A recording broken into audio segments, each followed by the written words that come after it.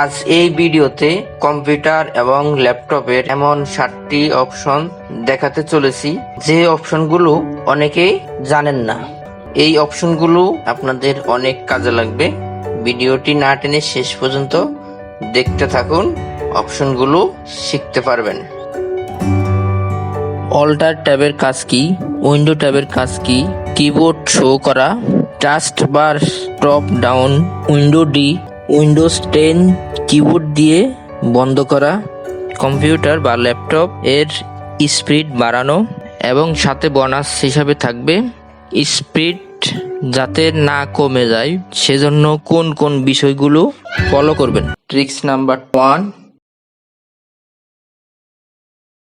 Alt বা alter button. এই alter বাটনটি প্রেস করে একটি ফিঙ্গার দিয়ে প্রেস করে ধরে রাখবেন এবং অন্য ফিঙ্গার দিয়ে ট্যাব বাটন প্রেস করবেন। সাথে সাথে এরকম একটি মেনু আসবে। দেন এখান থেকে এখানে যে আপনার যে কয়টি ফাইল আপনি ওপেন করে রাখছেন, যেমন ধরুন ফটোশপ বা আপনি নেটে কিছু দেখছেন বা এমএস ওয়ার্ডে কিছু কাজ করছেন বা এক্সেল কিছু কাজ করছেন বা যে কোনো সফটওয়্যার ওপেন করা থাকলে বা যে কোনো প্রোগ্রাম ওপেন করা থাকলে সেটি এখানে দেখাবে। দেন এখান থেকে আপনি অল্টার প্রেস করে এভাবে আস্তে আস্তে আপনি সেই ফাইলটির উপরে যাবেন। ধরুন আমি এখানে এক্সেল ফাইলটির উপরে যাব, তো সেক্ষেত্রে এই যে এক্সেলে গেলাম। দেন এখন এই অবস্থা ছেড়ে দিব, সাথে সাথে এক্সেল ওপেন হবে। আবার অল্ট বাটন প্রেস করে ট্যাপ দিবেন, আবার এরকম মেনুটি আসবে। ধরুন আমি ফটোশপটি ওপেন করব, তো ফটোশপে আসলাম, এখন ছেড়ে দিবেন, আবার ফটোশপ ওপেন হবে। ট্রিক্স নাম্বার 2, উইন্ডো বাটনটি প্রেস করে চেপে ধরে রেখে যখন ট্যাব প্রেস করবেন তখন এরকম একটি উইন্ডো ওপেন হবে। এখানে মানে হচ্ছে এই অপশনগুলো দেখাচ্ছে যে আমার এই ফাইলগুলো ওপেন করা আছে। এবং আপনি যদি একটু নিচের দিকে দেখেন এই মেসেজটি পড়ে, সে মোর ডেজ ইন টাইমলাইন, এখানে দেখেন 30 দিন মানে লাস্ট 1 মাসে আমি কি কি ইউজ করছি সেগুলো এখানে থাকবে। এই মেসেজটি তাই বলছে। তো সেখানে আপনি এখানে এভাবে ডাউন করে এভাবে আপ ডাউন করে আপনি আপনার যে কাজগুলো করছেন লাস্ট 1 মাসে সবগুলো দেখতে পারবেন। আমরা চলে যাচ্ছি পরের অপশনে। নেক্সট ট্রিক্স নাম্বার 3, কিবোর্ড কিভাবে শো করতে হয়। ধরুন আপনি কাজ করতেছেন, কাজ করার মাঝখানে আপনার কিবোর্ড কাজ করছে না অথবা কোনো বাটন কাজ করছে না, এমন তো অবস্থায় আপনি কি করবেন? কাজ কিন্তু চালিয়ে নিতে হবে, নতুন কিবোর্ড কেনার আশায় বসে থাকলে হবে না। সেজন্য দেখুন এখান থেকে এই স্টার্ট বারে এখানে এসে আপনি সার্চ বারে গিয়ে যখন লিখবেন কে ই লেখার সাথে সাথে এখানে এই যে লেখা আছে অন স্ক্রিন কিবোর্ড, এখানে ক্লিক করবেন। এখানে ক্লিক করার সাথে সাথেই আমাদের এটি উইন্ডোতে থাকা ডিফল্ট যে কিবোর্ডটা সেটি আমাদের ওপেন হয়ে যাবে। এটা অন্যভাবে ওপেন করা যায়, একটু ডিটেলস হয় আর কি।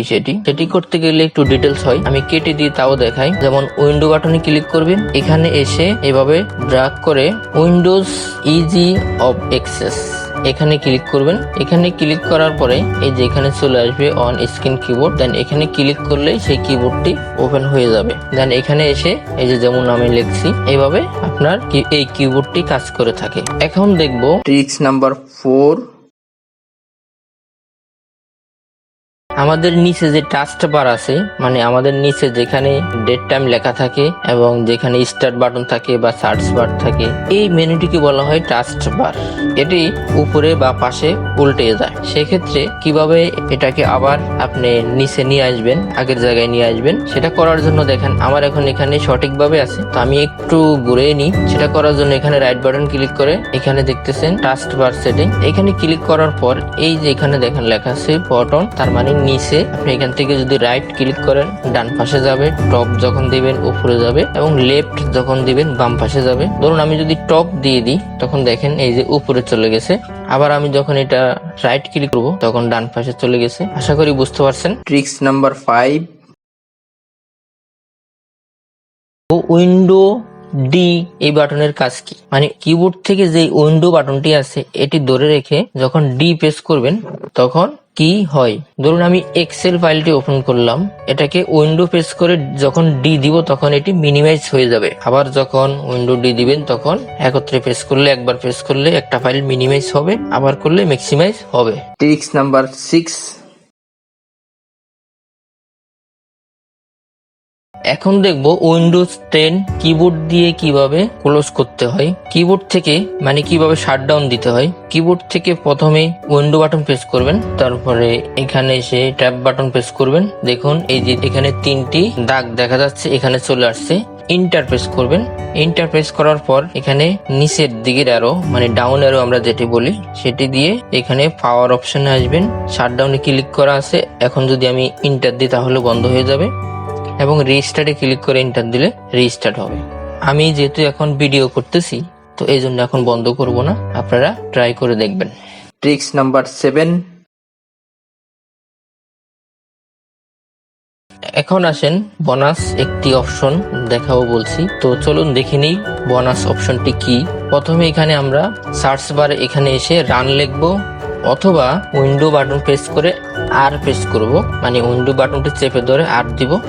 এখানে দেখেন এই অপশনগুলো আপনি লিখে নেবেন, রিসেন্ট, ট্রি, ট্যাম, সিএমটি, উইনবার, এই কয়টি অপশন লিখে নেবেন। তো লেখার পর এখানে নিচের অপশনটি লেখার দরকার নাই, উইনবার পর্যন্ত লিখবেন। তাহলে 1 2 3 4 5 এই 5টি অপশন অন্তত থাকে। তাছাড়া এগুলো অনেক সময় আমাদের কাজে লাগে। যেমন রিসেন্টে গিয়ে আমরা এখন ওকে দিব। ওকে দেওয়ার সাথে সাথে রিসেন্ট আমি যে কাজগুলো করেছি সেগুলো এখানে আছে। তো এটি কন্ট্রোল এ দিয়ে ডিলিট প্রেস করব, তখন ডিলিট হয়ে যাবে। আমি আবার করব সেম কাজ, এখানে এসে রিসেন্ট এখন দিব, ট্যাম্প ফাইল ডিলিট করব, মানে যেটা টেম্পোরারি ফাইল আমরা বলে থাকি। দেন ওকে দিব, ওকে দিয়ে এখান থেকে এগুলো কন্ট্রোল এ দিয়ে ডিলিট করব। এখানে মনে রাখবেন অনেক সময় 1-2টি ফাইল থেকে যায়, এতে কোনো সমস্যা নাই। আবার উইন্ডো বাটন প্রেস করে আর দিব। আবার এখানে এসে টিতে ক্লিক করবেন। টিতে ক্লিক করার পরে যখন ওকে দিবেন তখন ফুল আপনার সিস্টেমটি একবার রিফ্রেশ হবে। দেন আবার উইন্ডো বাটন ধরে আর দিব এবং এখানে এসে আমরা এই সিএমটি এটি আসলে আমাদের অনেক সময় অনেক কাজে লেগে থাকে। সিস্টেম ফাইলে কোনো সমস্যা হয়েছে রিকভারি করে দিতে পারবেন। তো আমি যদি একটু দেখাই, এখানে এই মেনুটি আসবে। তো যা হোক বলছিলাম, এখানে আরো অনেক ডিটেলস কাজ আছে, এগুলো দেখাইতে গেলে আসলে ভিডিওটি অনেক লম্বা হয়ে যাবে। তো এখানে জাস্ট আমি ওপেন করা দেখাইলাম এটা। দেন তারপরে হচ্ছে উইনবার, এই অপশনটি হচ্ছে এখানে আপনার উইন্ডোজ 10 দেওয়া আছে, সেটি দেখেন এখান থেকে দেখা যাবে উইন্ডোজ 10 বা উইন্ডোজ 8 বা উইন্ডোজ 11 কোনটি দেওয়া আছে এবং এখানে কত মডেল ভার্সন পর্যন্ত সাপোর্ট করবে তাও এখানে দেওয়া আছে। কেউ যদি বলে থাকে আপনার কম্পিউটার কি উইন্ডোজ 10 নাকি উইন্ডোজ 11 নাকি উইন্ডোজ 8, তো আমরা অনেক সময় দেখলে বুঝি আসলে এটা কি বা ওখান থেকে দেখা যায়। বাট কেউ যদি এভাবে অ্যাকচুয়ালি দেখতে চায় তাও এখান থেকে দেখে নিতে পারবে। তো আশা করি বুঝতে পারছেন। সবাইকে ধন্যবাদ দিয়ে ভিডিওটি এখানে শেষ করলাম। পরবর্তী লেকচারটি হবে রিফ্রেশ করার পর এই যে একটু স্পিড বাড়বে, এই স্পিডটা কিভাবে ধরে রাখবেন, আরো কি কি কাজ করতে হবে। তো এটি দেখতে চাইলে অবশ্যই কমেন্টস করে আমাকে বলবেন, আমি এই নিয়ে একটি লেকচার তৈরি করার চেষ্টা করব। আসসালামু আলাইকুম।